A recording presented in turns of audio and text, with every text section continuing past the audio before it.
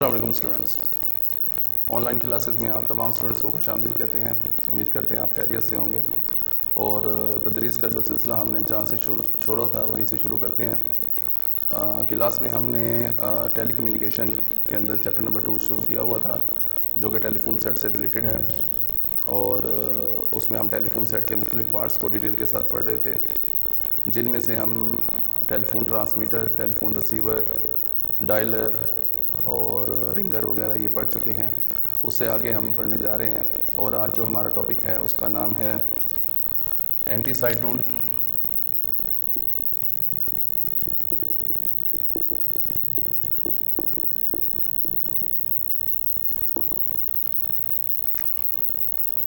जैसा कि नाम से जाहिर है, एंटी टून एक ऐसा सर्किट होता है जो साइड ट्यून को ख़त्म करता है। तो साइड टून को समझने से पहले, यानी एंटी साइड टून को समझने से पहले हमें मालूम होना चाहिए कि साइड टून क्या होती है। ये हमारे टेलीफोन सेट का हैंडसेट है। ये हैंडसेट 2 हिस्सों पर मुश्तमिल होता है। जो हमारे मुंह के करीब हिस्सा होता है इसे टेलीफोन ट्रांसमीटर कहते हैं। इसके अंदर हम माइक्रोफोन इस्तेमाल करते हैं, जिसका काम हमारी आवाज़ को इलेक्ट्रिकल सिग्नल में तब्दील करके दूसरे बंदे के पास भेजना होता है। जबकि जो हिस्सा हमारे कान के करीब होता है इसको टेलीफोन रिसीवर कहते हैं। टेलीफोन रिसीवर का काम टेलीफोन ट्रांसमीटर के एंटी होता है, मतलब ये दूसरे बंदे के आने वाले इलेक्ट्रिकल सिग्नल को आवाज़ में तब्दील करके हमें सुनाता है। अब बाज़ दफ़ा होता क्या है कि जब हम अपने ही टेलीफोन ट्रांसमीटर में बोलते हैं तो हमारा माइक हमारी आवाज़ को इलेक्ट्रिकल सिग्नल में तब्दील करके दूसरे के पास भेजता है, तो उस इलेक्ट्रिकल सिग्नल का कुछ हिस्सा वापस हमारे अपने रिसीवर में आ जाता है और हमें अपनी ही आवाज़ दोबारा अपने ही रिसीवर में सुनाई देती है। इसको कहते हैं side twin.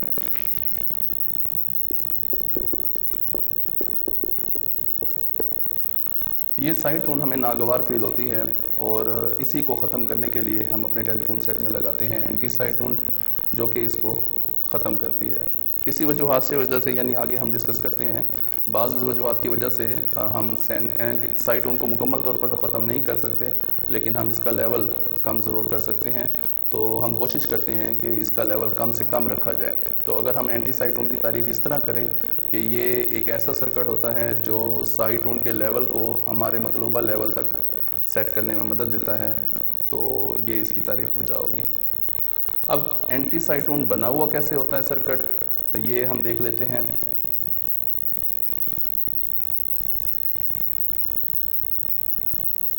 Anti side tone basically कॉइलों के एक सेट पर मुश्तमिल होता है। इसको हाइब्रिड कॉइल भी कहते हैं और इसको इंडक्शन कॉइल भी कहते हैं। ये कॉइल्स का सेट जो है, इसकी प्राइमरी वाइंडिंग 2 कॉइल्स पर मुश्तमिल होती है, जिसको L1 और L2 का नाम देते हैं।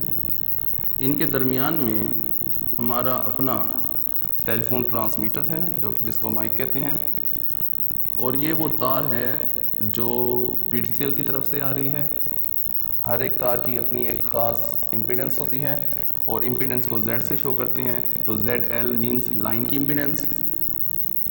यहाँ पर हम लगाते हैं बैलेंसिंग नेटवर्क। इसका काम होता है L1 और L2 की इम्पीडेंस को बैलेंस करना, और इसीलिए इसकी इम्पीडेंस को नाम दिया गया ZB, मतलब बैलेंसिंग नेटवर्क की इम्पीडेंस। इन दोनों कॉइलों के साथ एक सेकेंडरी कॉइल्स बनाई होती है और इस सेकेंडरी कॉइल के साथ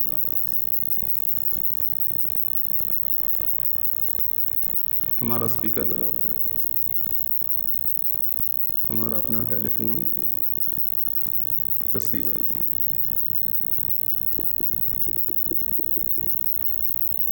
ठीक हो गया।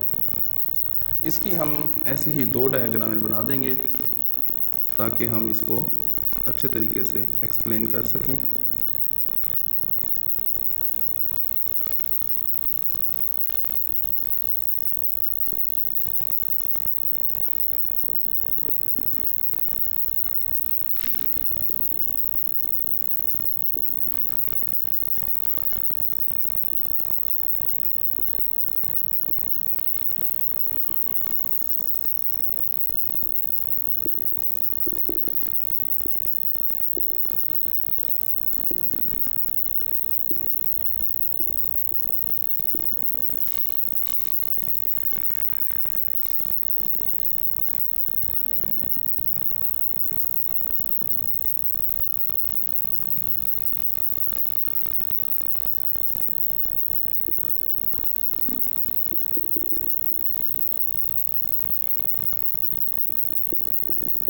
जी,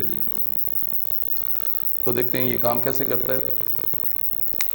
सबसे पहले ये हमारा माइक है, और जब हम अपने माइक में बोलते हैं तो हमारा माइक हमारी आवाज़ को इलेक्ट्रिकल सिग्नल में कन्वर्ट कर देता है, और वो इलेक्ट्रिकल सिग्नल जब माइक में से निकलता है तो उसके पास दो रास्ते हैं, L1 की तरफ जाता है और L2 की तरफ जाता है। इनके ज़रिए ये अपना सर्किट मुकम्मल करता है। पहले ही हम ये डिस्कस कर चुके हैं कि L1 और L2 की इम्पीडेंस बराबर होती है। इम्पीडेंस मीन्स सर्किट की टोटल रेजिस्टेंस, और V is directly proportional to V के। इसका मतलब जितनी इम्पीडेंस होगी उतने वोल्टेज ड्रॉप होंगे। दोनों की इम्पीडेंस जबकि बराबर है तो दोनों पर वोल्टेज ड्रॉप भी बराबर होंगे। मैं फ़र्ज़ करता हूँ यहाँ पर 5 वोल्ट ड्रॉप होते हैं तो यहाँ पर भी 5 वोल्ट ड्रॉप होंगे, क्योंकि दोनों की तरफ करंट बराबर जाएगा। अब दोनों की तरफ करंट तो बराबर जा रहा है, लेकिन उनकी डायरेक्शन एक दूसरे के एंटी है, जिसकी वजह से इनमें जो वोल्टेज इंड्यूस होंगे उनकी पोलैरिटी डिफरेंट होगी। अगर ये L1 के अंदर वोल्टेज पॉजिटिव के 5 वोल्ट हैं तो L2 में जो वोल्टेज पैदा होंगे वो नेगेटिव के 5 होंगे। और हमें ये भी मालूम है कि कॉइल को जब सप्लाई मिलती है तो कॉइल एक मकनातीस बन जाती है, और मकनातीस का एक फ्लक्स होता है। ये फ्लक्स जब सेकेंडरी वाइंडिंग के साथ लिंक करेगा तो यही 5 वोल्ट माइनस के यहाँ पर इंड्यूस होंगे, और ये पॉजिटिव के 5 वोल्ट यहाँ पर इंड्यूस होंगे। यहाँ पर ये दोनों एक दूसरे को कैंसिल कर देंगे, और हमारे स्पीकर में जो सिग्नल आएगा वो 0 वोल्ट का आएगा। मतलब हमारी अपनी आवाज़ हमारे अपने स्पीकर में बिल्कुल भी सुनाई नहीं दे रही। ये एक अच्छा साइन है। ये चाहते भी हम यही हैं कि हमारी अपनी आवाज़ हमारे अपने स्पीकर में ना आए। अब अगर दूसरा बंदा जो बोल रहा है तो दूसरे बंदे का जो सिग्नल आएगा लाइन से वो यूं सर्किट मुकम्मल करेगा।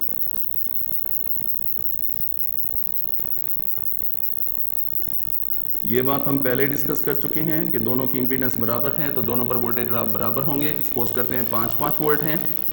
अब दोनों पर वोल्टेज बराबर है और इनकी पोलैरिटी भी सेम है, लिहाजा दोनों पर वोल्टेज भी सेम पोलैरिटी के होंगे। अगर ये पॉजिटिव के 5 है तो ये भी पॉजिटिव के 5 होंगे, अगर ये नेगेटिव के 5 होंगे तो ये भी नेगेटिव के 5 होंगे। म्यूचुअल इंडक्शन के थ्रू यही 5 वोल्ट यहाँ पर इंड्यूस होंगे और ये वाले 5 वोल्ट यहाँ पर इंड्यूस होंगे।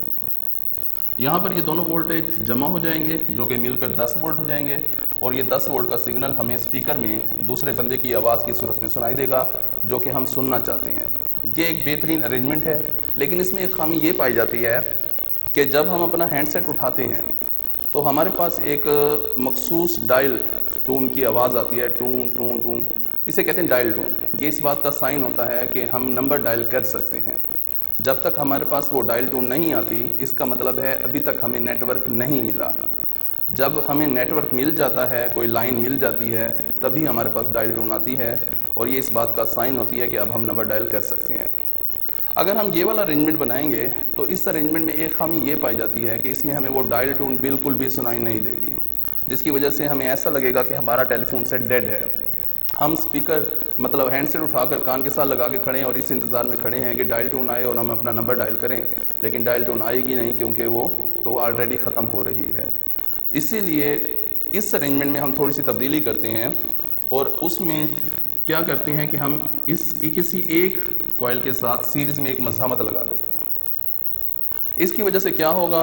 इसकी वजह से ये होगा कि जो हमारी आवाज़ का सिग्नल माइक में से निकलेगा वो दो रास्ते अख्तियार करेगा। इस L1 की तरफ भी जाएगा और L2 की तरफ भी जाएगा। अब L1 की तरफ और L2 की तरफ दोनों की तरफ बराबर करंट जा रहा है, लिहाजा वोल्टेज भी बराबर होंगे। अगर इधर 5 वोल्ट हैं तो इधर भी 5 वोल्ट जाएंगे, लेकिन वो जो 5 वोल्ट यहाँ पर आ रहे हैं अब उसके हिस्सेदार दो हो गए हैं। एक कॉइल भी है अपना हिस्सा ले रही है और एक मज़ामत भी अपना हिस्सा ले रही है। तो इन दोनों की वैल्यू के मुताबिक वो 5 वोल्ट डिवाइड हो जाएंगे। मैं लेट कर लेता हूँ, माइनस के 4 वोल्ट कॉइल पर आए और माइनस का 1 वोल्ट मज़ामत पर ड्रॉप हो गया।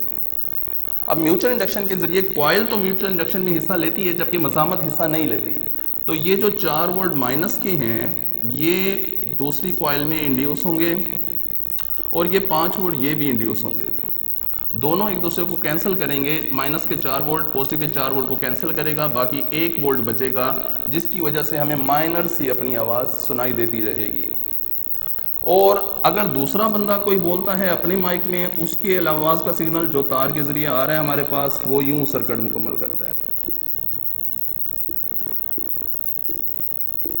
अब इसके साथ भी यही होगा, 5 वोल्ट यहाँ पर ड्रॉप होते हैं 1 वोल्ट यहाँ पर और 4 वोल्ट यहाँ पर, क्योंकि इनकी डायरेक्शन सेम है लिहाजा इनकी पोलैरिटी सेम होगी।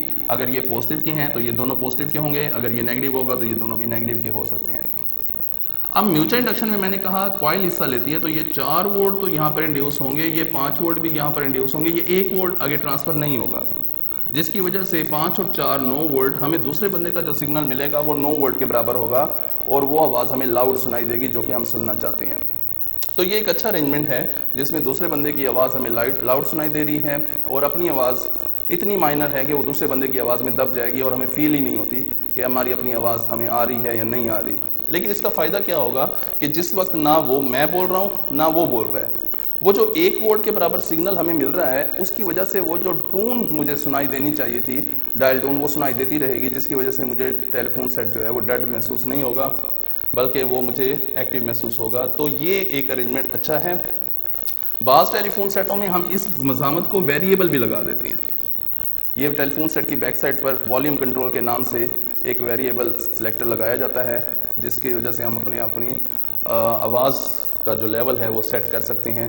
जैसे जैसे मज़ामत बढ़ाते जाएंगे वैसे वैसे इसका वोल्टेज ड्रॉप बढ़ते जाएंगे और आउटपुट पर हमारी आवाज़ का लेवल कम होता जाएगा। अगर हम इसकी वैल्यू कम रखेंगे, इस पर वोल्टेज ड्रॉप कम होंगे, आउटपुट पर आवाज़ का लेवल बढ़ता जाएगा। तो इसे वॉल्यूम कंट्रोल के तौर पर भी लेते हैं और इसे साइड टोन कंट्रोल के तौर पर भी लेते हैं। अच्छा, इसके अलावा ना इस चैप्टर में एक छोटा सा टॉपिक और भी रहता है जिसको अभी डिस्कस कर लेते हैं और उस टॉपिक का नाम है सिग्नलिंग। टेलीफोन सिग्नलिंग के नाम से एक टॉपिक आता है जो थियोरेटिकली है, इसकी कोई डायग्राम नहीं है। सिग्नलिंग से मुराद हम लेते हैं वो तमाम सिग्नल्स जो हम टेलीफोन एक्सचेंज के पास भेजते हैं या टेलीफोन एक्सचेंज हमारे पास भेजती है, उसे सिग्नलिंग कहते हैं। इस सिग्नलिंग को बेसिकली 2 कैटेगरीज में तकसीम करते हैं। एक होती है डीसी सिग्नलिंग, एक होती है टून सिग्नलिंग। डीसी सिग्नलिंग हमारी टेलीफोन सेट की वॉइसिंग के लिए एक्सचेंज हमारे पास मुसलसल डीसी सप्लाई भेज रही होती है जो कि 9 वोल्ट से 12 वोल्ट के दरमियान होती है। ये मुसलसल हमारे पास डीसी सप्लाई आ रही होती है, इसे कहते हैं डीसी सिग्नलिंग। और टून सिग्नलिंग के अंदर मुख्तलिफ किस्म की टूनें जो हमारे पास एक्सचेंज भेजती है, जिसमें हमारे पास डायल टून हो सकती है, हमारे पास बेल की टून हो सकती है, हमारे पास बिजी नेटवर्क टून हो सकती है, हमारे पास बिजी सब्सक्राइबर टून हो सकती है। ये सारी जो टून्स हैं इनको मिलाकर ये सारी टून सिग्नलिंग्स कहलाती हैं और आप इनको अलग-अलग हाइडिंग देकर आप इनको डिफाइन कर सकते हैं। मतलब बिजी आवर टून हो गई या बिजी नेटवर्क टून हो गई या बिजी सब्सक्राइबर टून हो गई, तो इस तरीके से इनको डिफाइन किया जा सकता है। ये छोटा सा एक टॉपिक। जी स्टूडेंट्स, तो अब हम चैप्टर नंबर 3 स्टार्ट करने जा रहे हैं टेलीकम्युनिकेशन का, जो कि टेलीफोन एक्सचेंजेस से रिलेटेड है। अभी तक हमने चैप्टर नंबर 2 में टेलीफोन सेट को डिस्कस किया है, उसके तमाम पार्ट्स को। अब हम चल रहे हैं टेलीफोन एक्सचेंज के अंदर कि वहाँ पर क्या काम हो रहा होता है हमारे सिग्नल के साथ या हमारा कनेक्शन दूसरे सार्फिन के साथ कैसे मिलाया जा रहा होता है। टेलीफोन एक्सचेंज की अगर हम डेफिनेशन करें तो यही लिख सकते हैं कि ये वो जगह होती है जहाँ पर 2 टेलीफोन कनेक्शन रखने वाले सार्फिन के दरमियान रब्ता कराया जाता है। टेलीफोन एक्सचेंज वो जगह होती है जहाँ पर 2 टेलीफोन कनेक्शन रखने वाले सार्फिन के दरमियान रब्ता कराया जाता है। टेलीफोन एक्सचेंज को बेसिकली 3 इकसाम में तकसीम करते हैं। Number 1 manual exchange, number 2 automatic exchange, number 3 digital exchange.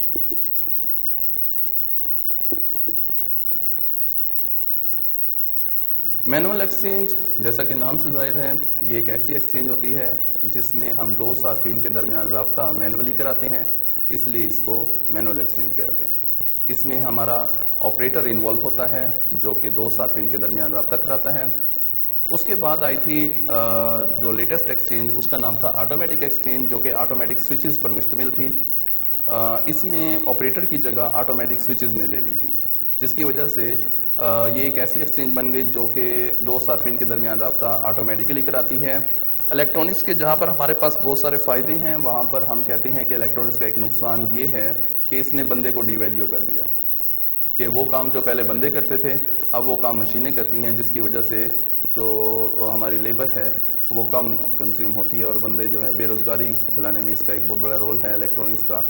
आप खुद सपोज करें कि पहले अगर किसी एक्सचेंज में ऑपरेटर्स के ज़रिए राब्ते कराए जाते थे तो सैकड़ों की तादाद में ऑपरेटर्स हुआ करते थे, लेकिन उनकी जगह जब स्विचेस ने ले ली तो वो ऑपरेटर्स बेचारे बेरोज़गार हो गए। और ये हम देख चुके हैं माजी में PTCL ने गोल्डन शेक हैंड देकर या जबरी रिटायर करके मुख्तलिफ जो ऑपरेटर्स थे उनको रिटायर किया था या निकाला था। एनीवे, तो ऑटोमेटिक एक्सचेंज एक ऐसी एक्सचेंज होती है जिसमें दो सार्फिन के दरमियान रब्ता ऑटोमेटिकली कराया जाता है।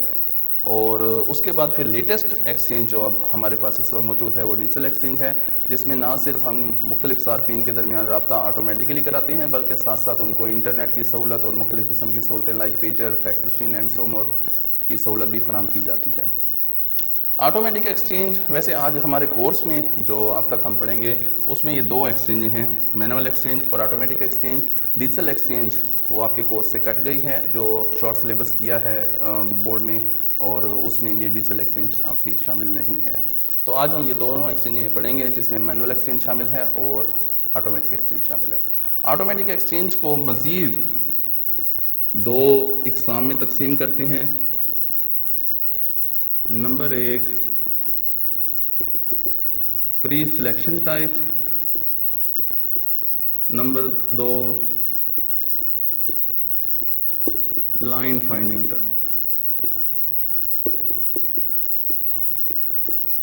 इनमें फ़र्क क्या होता है वो ज़रा थोड़ा सा मतलब आपको बनाकर समझाना पड़ेगा, वर्बली शायद मैं आपको ना समझा सकूं कि इन दोनों में मेन फ़र्क क्या है। अभी चूंकि इनको डिटेल के साथ पढ़ते हैं तो फिर आपको खुद ही पता चल जाएगा, लेकिन आगे चलकर अगर हम देखें तो इनकी फिर मज़ीद इकसाम होती हैं।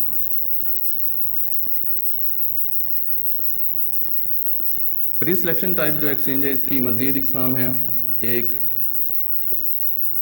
100 लाइनों वाली एक्सचेंज, एक 1000 लाइनों वाली एक्सचेंज और एक 10,000 लाइनों वाली एक्सचेंज। ये एक्सचेंजेस हमने पढ़नी है आज इसके अंदर, तो चलते हैं डिटेल के साथ इन्हें पढ़ते हैं। हाँ जी गाइस, तो अब हम शुरू करने जा रहे हैं इसकी एक्सचेंज की पहली किस्म, मैनुअल एक्सचेंज।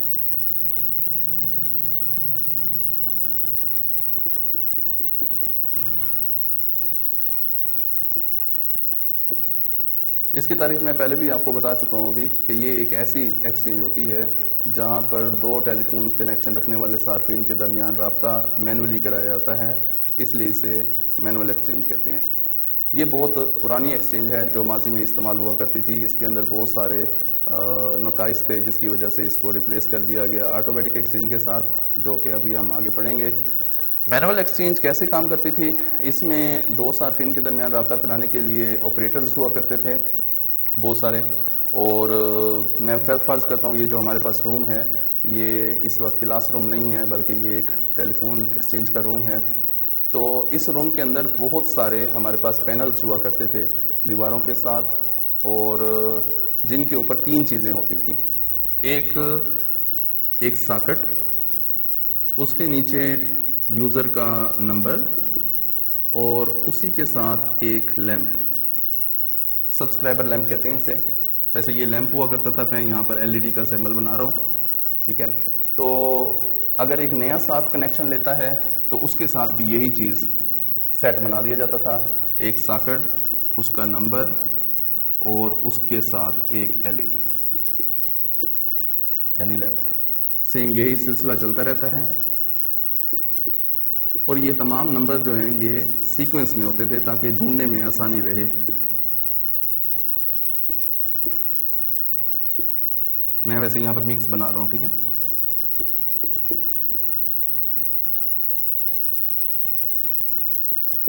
ये पैनल्स हैं हमारे पास। इनमें तमाम LEDs जो हैं वो जो टेलीफोन सेट से हमारे पास तार आ रही होती है एक्सचेंज में लाइन, उसके सीरीज़ में लगाया जाता है। मतलब ये मेरे पास दो तारें हैं जो PTCL से हमारे घरों में टेलीफोन सेट में आ रही हैं, और टेलीफोन सेट का ये क्रैडल स्विच है जिसके ऊपर हैंडसेट पड़ा है, और इससे होकर ये वापस आ रही है। तो इनके सीरीज़ में हम यहाँ पर ये LED लगा देते हैं सीरीज़ में। मुसलसल एक्सचेंज हमारे पास DC सिग्नल भेजती है। जब हमारा हैंडसेट क्रैडल स्विच के ऊपर पड़ा होता है तो ये कनेक्शन टूटा हुआ है जिसकी वजह से उस DC सप्लाई का सर्किट मुकम्मल नहीं होता, LED बुझी हुई है। तो शुरू में ये तमाम लैंप बुझे हुए होते हैं, जो कि इस बात की अलामत है कि कोई बंदा भी अपना टेलीफोन सेट इस्तेमाल नहीं कर रहा और मैं यहाँ पर ऑपरेटर हूँ तो मैं आराम से बैठा हूँ, रिलैक्स, मुझे कोई काम नहीं है। लेकिन जैसे ही कोई बंदा एक अपना हैंडसेट उठाता है, मैं फ़र्ज़ करता हूँ ये बंदा अपना हैंडसेट उठाता है, तो इसका ये स्विच क्लोज हो जाएगा, जिसकी वजह से इस डीसी करंट को रास्ता मिल जाएगा और ये एलईडी ब्लिंक करने लग जाएगी, एलईडी रोशन हो जाएगी, जिसकी वजह से ये इस बात की अलामत है कि ये बंदा अपना टेलीफोन सेट इस्तेमाल करना चाहता है, इसे कोई मसला है। अब मेरे पास एक होता है कार्ड सर्किट, एक बोर्ड होता है, उसे कहते हैं कार्ड सर्किट।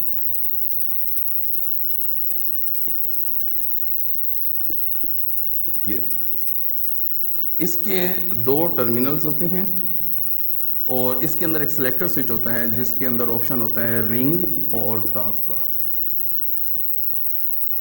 मैं ये कार्ड सर्किट लाता हूँ और इसकी एक जो लीड है वो इसमें प्लग इन कर देता हूँ और इस सिलेक्टर स्विच को रख देता हूँ रिंग के ऊपर। रिंग के ऊपर रखने की वजह से टाक पर रखता हूँ। जैसे मैं इसे टाक पर रखूंगा तो इस सार्फ के पास डायल टोन जाना शुरू हो जाएगी, जो मैंने अभी पिछले टॉपिक में बताई है कि वो जो हमारे पास टेलीफोन सेट में रिसीवर में टून टून की आवाज़ आती है मखसूस, उसे कहते हैं डायल टोन, जो इस बात की अलामत होती है कि अब हमें नेटवर्क मिल चुका है और हम नंबर डायल कर सकते हैं। तो जब इस सिलेक्टर स्विच को टाक पर रखेंगे तो इस बंदे के पास डायल टोन जाना शुरू हो जाएगी, जो कि इसको बताएगी कि तुम अब अपने मतलूबा सार्फ का नंबर डायल कर सकते हो, तुम्हें नेटवर्क मिल चुका है। जिस दौर की हम ये बात कर रहे हैं, जिस दौर में ये एक्सचेंज हुआ करती थी, उस दौर में टेलीफोन सेट भी वो पुराने वाले जो इलेक्ट्रोमैकेनिकल टेलीफोन सेट थे वो हुआ करते थे, जिसमें हमारे पास जो डायलर था वो रूटी टाइप होता था, जिसको हम डिस्कस कर चुके हैं।